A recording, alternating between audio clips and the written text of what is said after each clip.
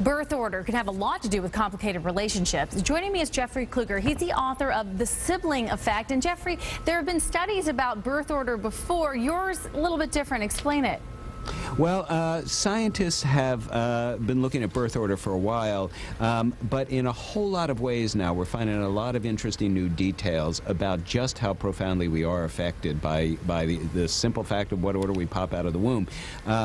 Firstborns, for example, according to a Norwegian study, may have a 3-point IQ advantage over secondborns, who may in turn have a 1.5 IQ advantage over thirdborns. Things do flatten out a little bit after that, but still the advantage is considerable. Firstborns may be physically bigger than secondborns. It may not be any coincidence that even among two great physical specimens, Peyton and Eli Manning, Peyton's got an inch in height on Eli, and that can make a bit of a difference in throwing over the outstretched arms of onrushing linebackers.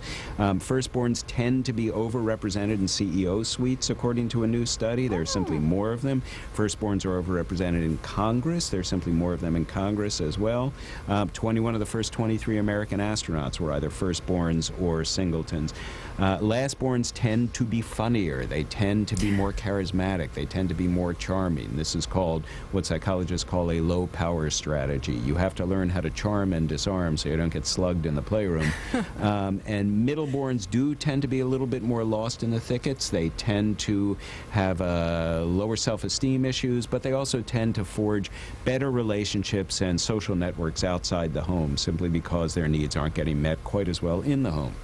Now, does it matter if it's girl, boy, if it's also a gender issue? That's a great question. There's a chapter in the book on favoritism, which is also in this week's Time magazine. Kids who, the firstborn and the lastborn are likeliest to be the favorite, but the middleborn does get a break when that born is the only one of one sex, boy, girl, or girl, boy, girl, as one of the people I spoke to, one of the researchers I spoke to said, if a child is unique for any reason, particularly gender, that child's going to get special attention and investment. This is fascinating stuff. I mean, truly, I wish we had more time to talk about this, and because I think whether you have children or, you know, we're all children, right? I'm the youngest. I have lots of charisma, I guess. And so you absolutely do. I can't wait to read this book. Thank you, and it's getting so much attention right now. As you mentioned, Time magazine doing an article. Thank you so much for spending a few minutes with us. Well, thank you for having me. It is called The Sibling Effect, and you can get it at any bookstore. Riverhead Books, we thank for that satellite time today.